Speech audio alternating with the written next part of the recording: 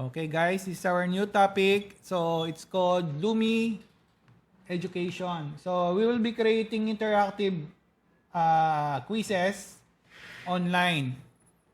So, how to find the website? So, type Lumi Education.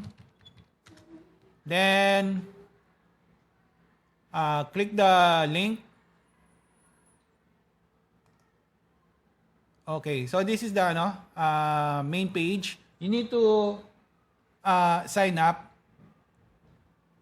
and enter your details. After entering your details,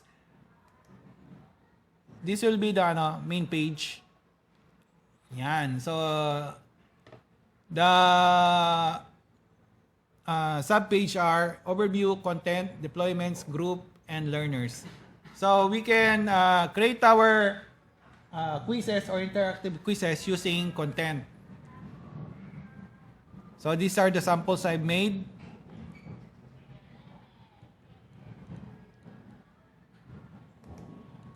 Okay, this is a drag and drop. Yan, drag. Yes, drag and drop. Ayan. Then, meron pang iba. Ano pa ba yan? Okay. This one is for images. So, to view the quiz, you can press view. Then, you can select the button or the text. Then, put it on the image. But, we will not be doing this. We'll be creating a simple quiz using quiz questionnaire set. This is just a sample. So, to create a new quiz, we need to go to new content. Do you see the new content button? Then press the create H5B consent or content. Then click the button. After clicking the button, there are several types. So there are interactive course presentation, multiple choice, quiz, question set, fill in the blanks, drag the words, drag and drop. So you can create different types of interactive games or presentations. But in our case, because it's our first time, we will be using one only. And it's called quiz. So press quiz or type quiz, then select the quiz question set. Then click the button. After clicking the button, you can put a title. So I'll be using fruits as our samples. So fruit quiz, I'll call it fruit quiz. Then after doing that, you can add background image. So you can select a background image, but in our case, we will not be using it. Then progress indicator dots. I will show you a progress indicator.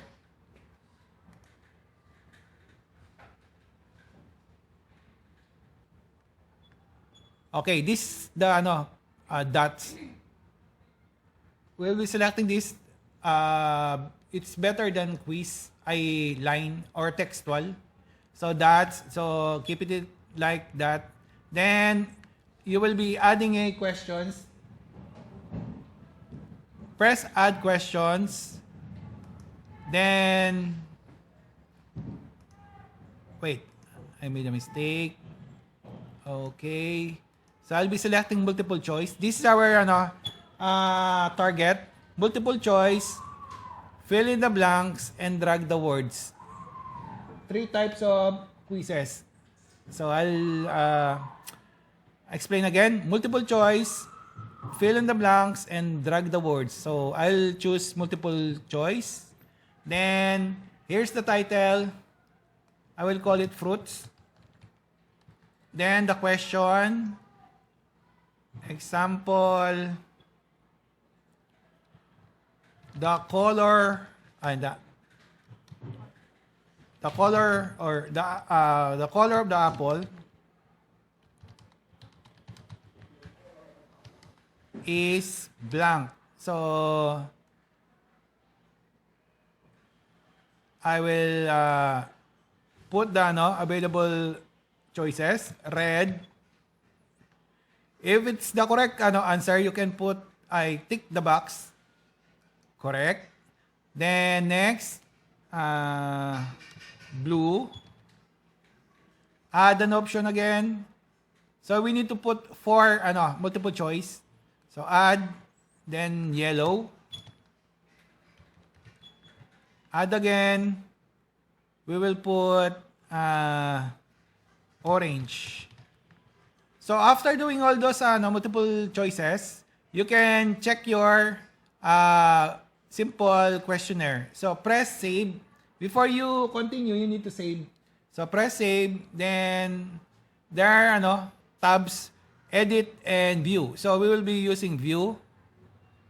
And you can see your results. So press your choice, check, then finish. So after doing that, we will be doing again another one. It's called fill in the blanks, edit. So you need to go to the questions and add questions again. But you need to choose fill in the blanks. So I will be pressing fill in the blanks. So wait. Hi. Ayun, fill in the blanks. Okay. So next, fill in the blanks. Then fill in the missing words. So there is a specific option here. You need to specify asterisk and asterisk to select that particular word. It will turn into a blank. So here we can make a sample. The apple, the color of the apple is, then put asterisk. Then after finishing the word, you need to put asterisk again to put it as a blank. So that is our questionnaire. The color of the apple is red. So this will be blank. Before we check the view, you need to save again. After saving, you need to press view. Okay, so let's go to the next question. Okay, so fill in the missing words. If the color is red, so right answer. So we need to do that also. That's the second quiz. Now we will be creating the third quiz. It is called fill in the blanks. So we have multiple choice, then we have fill in the blanks. Now we will add a new question and it will be called drag the words. Cancel. Ayan, drag the words. Okay, so drag the words. So drag. Then drag the words in boxes. This is the description. You may change it or not. It's your choice. Now, we will be adding some text. Remember that the choices are with asterisk from the start and asterisk from the end. So I will be making some gibberish sample. The color of an orange is orange, comma, the color of a banana is yellow. The color of a pineapple, a kiwi. What's the color of kiwi?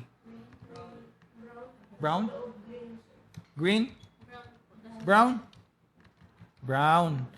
Then next, the color of a grape is, what's the color of grape?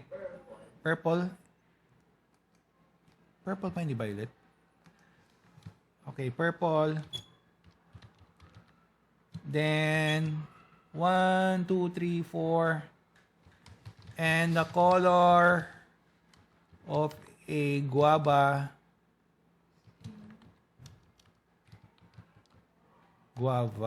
is green. 5. Okay? So, check your information. So, the color one orange is asterisk, orange, asterisk. The color by banana is yellow, asterisk. The color by kiwi is brown, asterisk. Okay. Then you can put distractors. Distractor is to add choices. So, we will put white. Then we will put black. Okay, so that's it.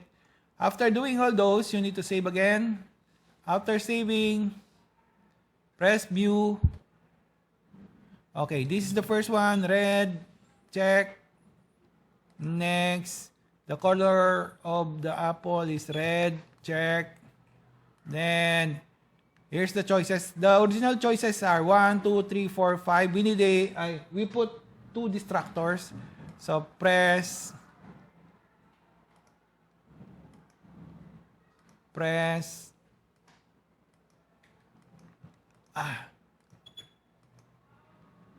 again, press. Okay, check. One check. So, if there are mistakes in your question, you need to go to edit again to edit your questions. If everything is all right, you need to save. After saving, now we will deploy it. How to deploy? There's a share button here. Click as a link or QR code. So, press that button. After pressing that button, you need to specify the running time or the name. So, we will be calling it Fruit Quiz. Then, you can collect data. Required name. The required name is disabled because we're using free account. So, you need to pay or subscribe to access the required name. Then, there are settings here. Advances. So, we will be letting it as it is. Save. After saving, this is the link that you need to submit. Copy link. Then, you can also use QR code. After doing that, you need to pass the link to your GC. So, I can check. So, I'll check this example. Okay, this is the result of our sample orange. Check. Then, next. Check. Then, choose your color.